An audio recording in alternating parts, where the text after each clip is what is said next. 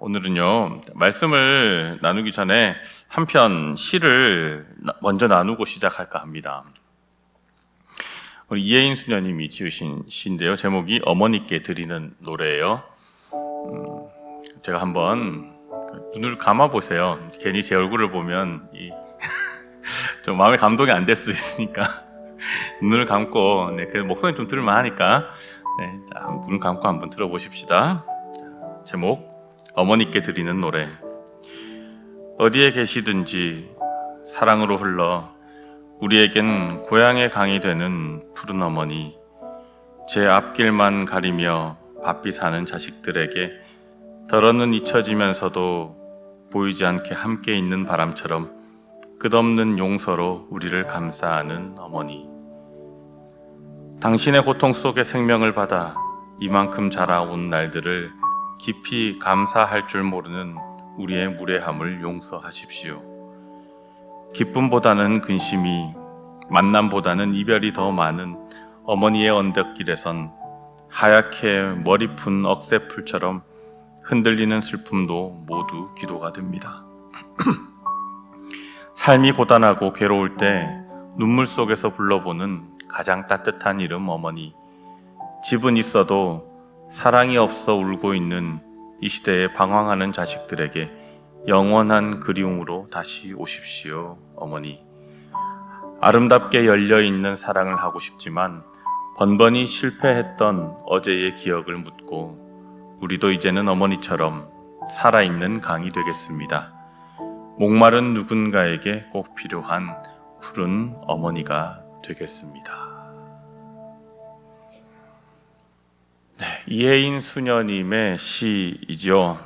이 시를 가만히 읽어보면요, 항상 나에게 무엇이라도 막 주시려고 했던 그 어머니의 마음이 느껴져요.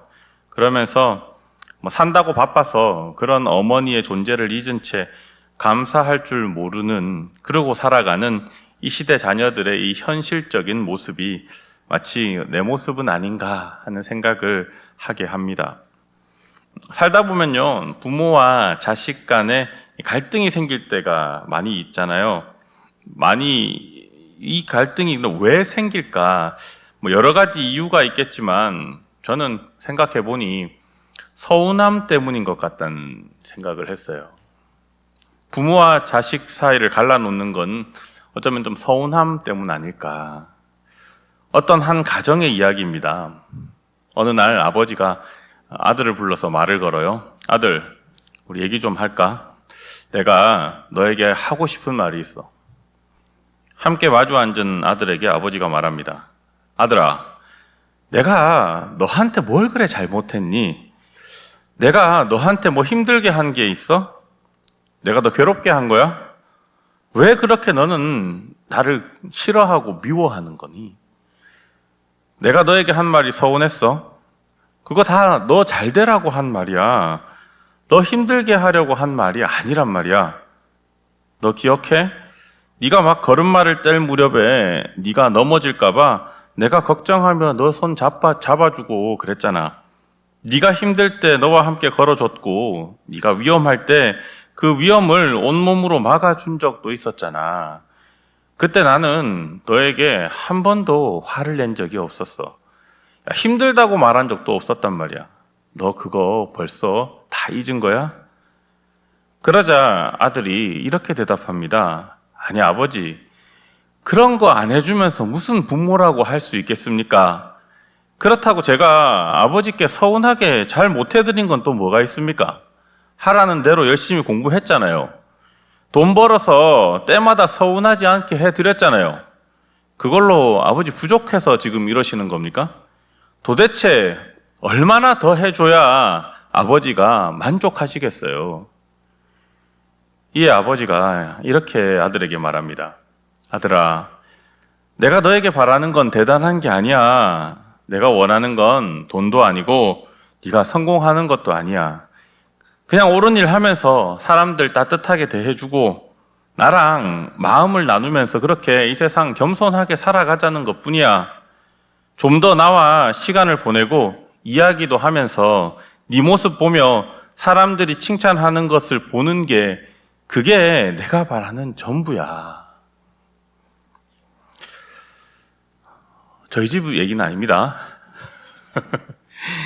여러분은 서운한 마음이 자녀에게 혹은 부모님에게 들 때 어떻게 합니까? 마음에 담아두고 그냥 넘어가십니까? 아니면 그 얘기를 좀 솔직하게 꺼내놓고 그렇게 이야기를 하십니까? 눈치가 좀 빠르신 분은 이미 아셨겠지만 제가 이 어느 가정의 이야기라면서 들려드린 이 사례는 오늘 본문에 나오는 하나님과 이스라엘 백성 사이의 이 대화를 새롭게 재구성한 겁니다. 그런데 가만히 보면 다 우리 얘기 같지 않습니까? 2000년도 훨씬 지난 3000년, 4000년 전에 하나님과 하나님의 백성, 자녀인 이스라엘 백성들 사이에 있었던 이 대화가 마치 이 시대에 나와 부모님이 하고 있는 대화 같다는 그런 생각이 언뜻 드는 거예요. 정도는 다르겠지만 오늘 여기 나온 한 가정의 아들은 참 페루나 같다는 생각이 들지 모르겠지만 난 적어도 이 정도는 아닌데, 내가 아무리 부모님이 못해도 이 정도는 아닌데, 정도의 차이겠지만 어쩌면 이 이야기들이 다 우리의 이야기다 하는 생각이 듭니다. 서로에게 상처받은 내 마음의 이야기를 하고 있는 거예요.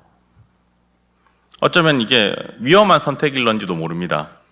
부모든 자녀든 다른 사람의 이야기에 귀를 기울이지 못하고 또 공감하는 그런 훈련이 연습이 안 되어져 있으면요, 서로에 대해서 불만만 이야기하고 그리고 기분만 상하고 마음의 상처만 서로 주는 그런 이야기로 끝날 수도 있어요.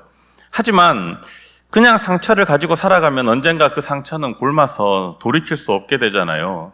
그러면 안 되니까 우리는 서로의 관계를 잘 회복하는 것이 내가 또한 건강하게 살아갈 수 있는 방법이기도 합니다. 자, 그러려면 어떻게 해야 하느냐? 물론 대화를 해야 되겠죠. 서로의 입장을 이해하려고 하는 노력을 하면서 서로 이야기를 들어볼 필요가 있다는 말이에요. 그러면 서로 생각을 알 수가 있겠죠. 흔히 우리는 대화라고 하면 내가 하고 싶은 말만 하고 상대방 이야기는 잘 들으려 하지 않는데, 진짜 대화는 내가 이야기하는 것보단 상대가 어떤 이야기를 하는지 잘 듣는 사람이 대화를 잘 하는 사람이라고 얘기를 하더라고요. 그래서 이 대화를 통해서 이 상대방의 이야기를 들어서 그래서 그 사람이 어떤 생각을 하고 있는지를 알 수 있다는 이야기인 거죠. 그리고 그 생각을 내가 이해하고 받아들이게 되면 그동안 서운했던 마음은요, 상처로 남아있지 않을 수 있다는 이야기입니다. 오늘 하나님께서 이스라엘 백성, 즉 우리에게 하시는 말씀이 그거예요. 아들아, 딸아, 나랑 이야기 좀 하자. 변론하자 이렇게 얘기하시잖아요. 이야기하자는 얘기거든요.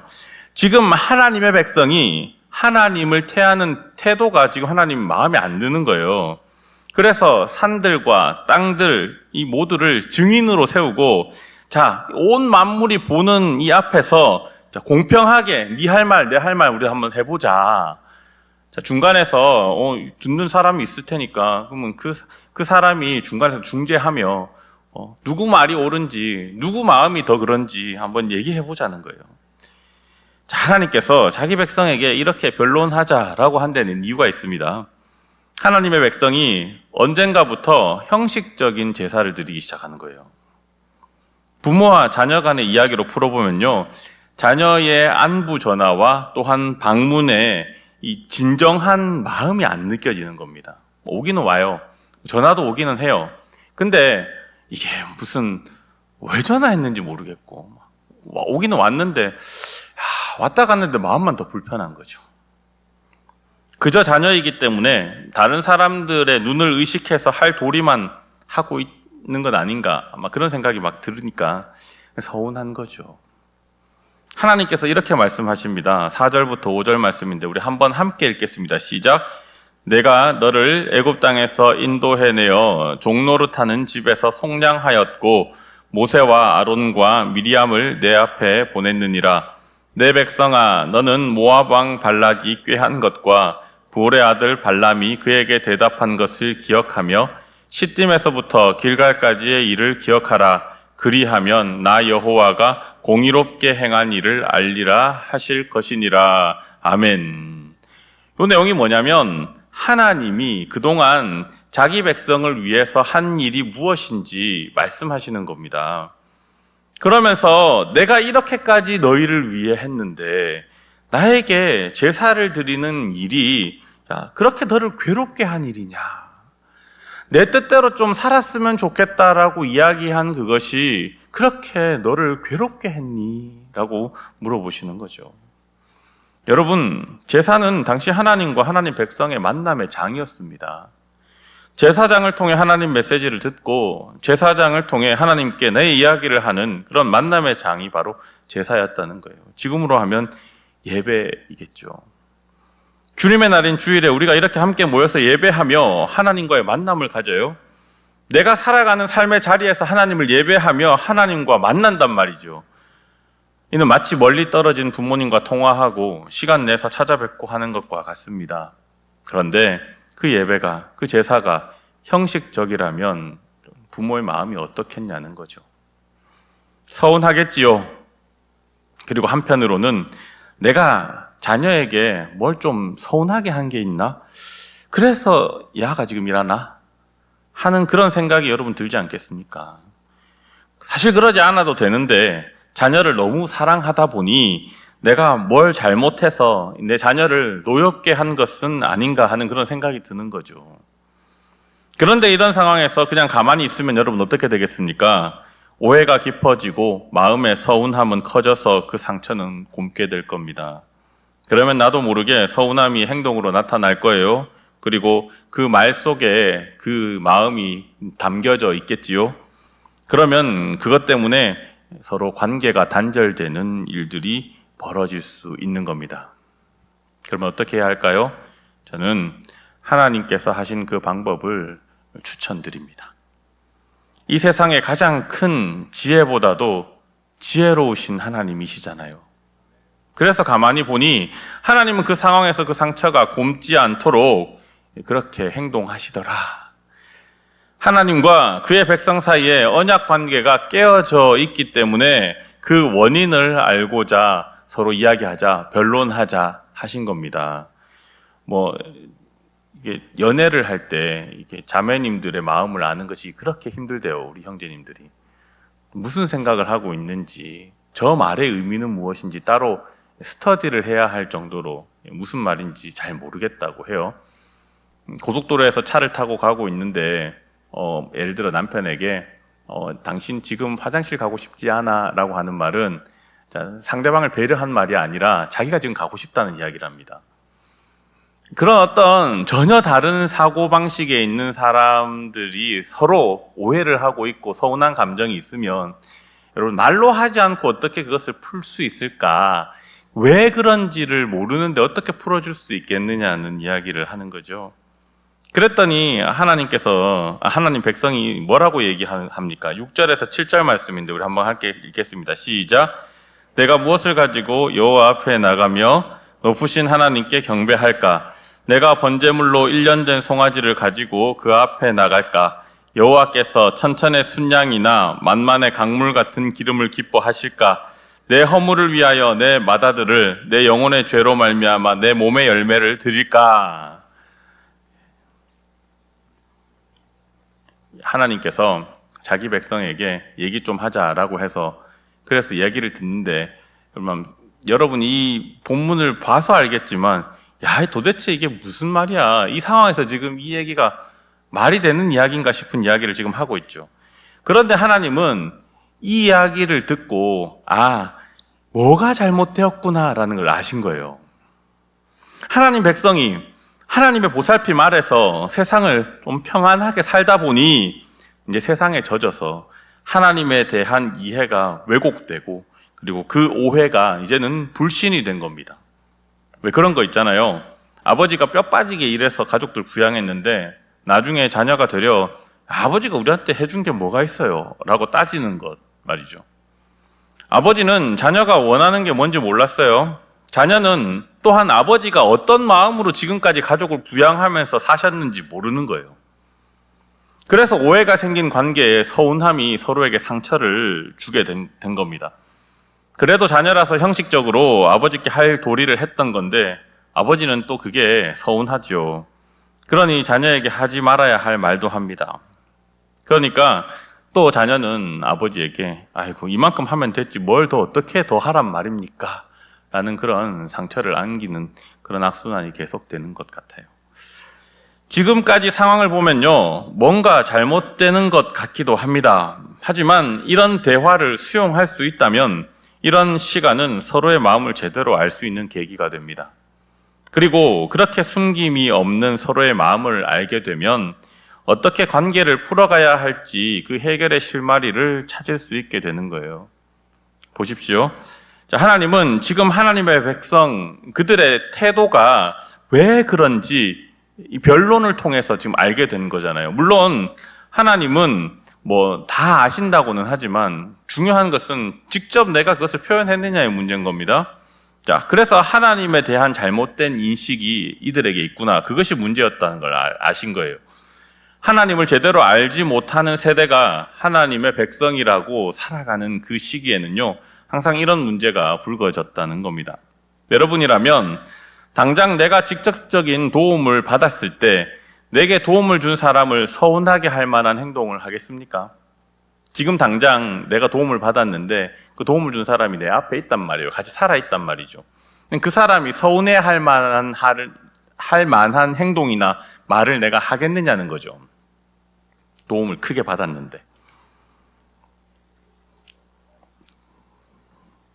그런데 내가 어려움을 당했을 때 빚을 갚아주고 또 살집도 마련해주고 또 생활비도 주신 부모님에게 자, 아버지가 내게 해준 게 뭐가 있느냐라고 하면서 따지듯 말할 사람이 그것을 내가 인지하고 있고 잘 이해하고 있다면 그런 말을 할 사람이 누가 있겠느냐는 이야기인 건데, 근데 그런 게 오랜 기간 계속되면요, 어느샌가 나도 모르게 그것이 당연한 것이 되어져 버립니다. 환난을 지나서 관계를 맺게 된 다음 세대는 하나님의 돌보심이 당연한 것이 되어버릴 수도 있다는 거예요. 그러면 하나님을 대하는 태도가 달라집니다. 그런데 그 달라진 태도의 원인이 무엇인지를 모르면 정말 이 관계의 회복은 답이 없는 겁니다. 하지만 하나님은 그 원인을 대화를 통해서 발견하셨어요. 그래서 하나님은 미가 선지자를 통해서 자기 백성에게 이렇게 말씀하십니다. 8절에 우리가 8절을 한번 함께 읽겠습니다. 시작. 사람아, 주께서 선한 것이 무엇임을 내게 보이셨나니 여호와께서 내게 구하시는 것은 오직 정의를 행하며 인자를 사랑하며 겸손하게 내 하나님과 함께 행하는 것이 아니냐. 예. 하나님 마음이 이런 겁니다. 네가 그동안 나를 오해하고 있었구나. 내가 너희에게 원한 건 엄청나게 화려한 제사도 아니고 진귀한 보물이나 네 인생을 나를 위해서 다 바치라는 것도 아니었다. 그저 네가 내 뜻을 행하는 것, 정의를 행하고 인자를 사랑하며 겸손하게 나와 함께 행하는 것이 바로 내가 바라는 거였다라고 얘기하시는 거예요. 하나님은 다른 이방신들처럼 큰 희생의 제사를 바란다고 오해한 하나님 백성에게 분명히 이야기하십니다. 나는 네가 나를 위해 뭘 하기를 바라는 게 아니다. 네가 나와 함께 살아가기를 바라는 것뿐이란다. 오늘 본문에서 하나님은 내가 내게 구한 것은 오직 정의를 행하며 인자를 사랑하며 겸손하게 내 하나님과 함께 행하는 것이다 라고 말씀하시잖아요. 하지만 그 말씀 안에 하나님의 마음은 깨진 너와의 관계를 회복하고 싶다라고 하는 이야기입니다. 사랑하는 성도 여러분, 오늘 하나님께서 우리에게 변론하자, 이야기하고자 하신 그 말씀을 들으시기를 주의 이름으로 축원합니다. 하나님은 우리와의 관계를 회복하고 싶어 하세요. 왜 하나님께서 우리에게 이야기하자고 하십니까? 하나님 정도 되면 그냥 우리에게 명령만 해도 되실 거잖아요. 그냥 너 이렇게 살고 이렇게 하는 것이 맞아. 따지지도 말고 묻지도 말고 궁금해하지도 말아라. 네가 어디 감히 아무것도 아닌 네가 이 세상을 창조한 천지 만물인 하나님 나를 어떻게 이렇게 하면서 찍어 누를 수도 있잖아요. 그런데 굳이 하나님은 우리와의 관계를 회복해서 얘기를 듣고 싶어 하신다는 겁니다. 왜 하나님이 우리에게 이야기를 하자 하시는가? 그것은 관계를 회복하고 싶어서 그러는 거다. 그래서 말도 안 되는 우리의 기도도 들어주시더라. 물론 기도를 들으신다는 건 그대로 해준다는 뜻은 아닙니다. 하지만 여러분, 말도 안 되는 이야기를 들으려고 시간을 낼 만한 그런 여유로운 사람이 이 세상에 어디 있겠습니까? 뭐라도 좀 말이 돼야죠. 근데 하나님 보시기에 사람이 봐도 하나님이 이만큼 이렇게 해주신 것이 많은데, 근데 그런 하나님에게 하나님 우리가 못한 게 뭐가 있습니까? 얼마나 더 해야 됩니까? 이렇게 얘기하는 게 이 말입니까? 속된 말로 말입니까? 빵굽니까? 이렇게 얘기를 하고 있는 그 이야기조차도 하나님은 들으시는 거예요. 왜요? 거기에서 무엇이 문제인지를 하나님은 발견하시려고 하는 겁니다. 내 생각을 들으시고 나와 하나님 사이에 어떤 문제가 있는지 확인하는 과정이에요. 그러면 이제 하나님께서 말씀하시겠죠. 그때 여러분 우리가 하나님의 음성을 들어야만 합니다. 그러면 내가 하나님에 대해 오해하고 있는 것이 무엇인지를 알게 될 거예요. 왜 그래야만 합니까? 그렇게 해야 하나님과 나의 관계가 회복될 것이기 때문입니다. 내가 하나님에 대해 오해하고 있었던 것을 하나님과 이야기함으로 알게 되잖아요. 물론 하나님은 나보다 나를 더 잘 아시지만 그래도 내가 직접 하나님께 내 마음을 이야기하는 것은요, 특별한 경험입니다. 그렇게 나를 하나님께 알림으로 하나님이 나를 아는 것과 내가 말하지 않아도 하나님이 나를 아는 것은 친밀함 느끼는 정도의 차이가 있기 때문에 그런 거예요. 우리가 자녀들을 키울 때 말하지 않아도 다 알지요. 그래서 때에 따라서 필요한 것들을 다 해줍니다, 부모가. 하지만 자녀는요, 그렇게 해주는 것보다 내가 엄마에게, 아빠에게 이거 해주세요라고 했는데 그것을 엄마, 아빠가 들어줬을 때 그것이 특별한 경험이고 그것이 평생의 기억에 남는 사건이고 그것 때문에 엄마와의 친밀함이, 아빠와의 친밀함이 더 가까워졌다라고 생각을 하잖아요. 우리의 그 말도 안 되는 기도를 하나님은 들으시고, 그래, 네 이야기는 내가 잘 들었다. 이것이 가능한 일인지 그렇지 않은 것인지는 내가 판단하겠지만 언제든지 네가 나에게 할 이야기가 있으면 이야기를 하려무나, 그 정도로 친밀해지기를 원하시는 하나님, 그 관계를 회복하기를 원하시는 하나님이시더라는 겁니다. 그것은 내 삶의 모든 관계에서도 마찬가지입니다. 여러분에게 있어서 혹시 하나님 말고 또 회복해야 할 관계가 있으신가요? 그러면 그 상대가 하나님이라고 한번 생각해 보십시다. 상대를 알아가는 것이 내게 가장 귀한 것이라 여기고 그 마음을 한번 헤아려 보려고 해보세요. 하나님처럼 대화를 해보시라는 말인 겁니다. 그렇다면 내가 하고 싶은 이야기를 해도 상대는 내 이야기를 들어줄 겁니다. 물론 상대의 마음을 있는 그대로 공감할 마음의 준비와 연습 또한 필요하겠지요. 그래야 서로를 이해하게 되고 대화를 통해 관계 회복의 방법을 찾을 수 있기 때문에 그래요. 부모와의 관계, 자녀와의 관계, 주변에 함께하는 이웃과의 관계, 무엇이 되었든지 관계의 회복은 서로의 마음을 헤아려 주는 데서부터 시작됩니다. 그 마음으로 서로의 이야기를 들어주십시오. 그러면 무엇이 문제인지 알게 될 겁니다. 내가 상대방의 마음을 알아주려는 그 마음으로 대화를 한번 해보시라는 이야기인 거예요. 하나님이 그러셨다는 겁니다. 여호와께서 자기 백성과 변론하시며 이스라엘과 변론하실 것이라. 하나님 그렇게 하셨으니 우리도 관계를 회복해야 될 그 사람과 하나님과 이스라엘 백성 사이에 있었던 것처럼 서로의 마음을 열고 서로의 마음을 이해하려고 애쓰는 그 자세로 한번 이야기해 보라는 겁니다. 우리는 그렇게 대화하면 내가 할 말은 하지 못한다고 생각할 수도 있어요. 그래서 손해가 아니냐라고 말할 수도 있습니다.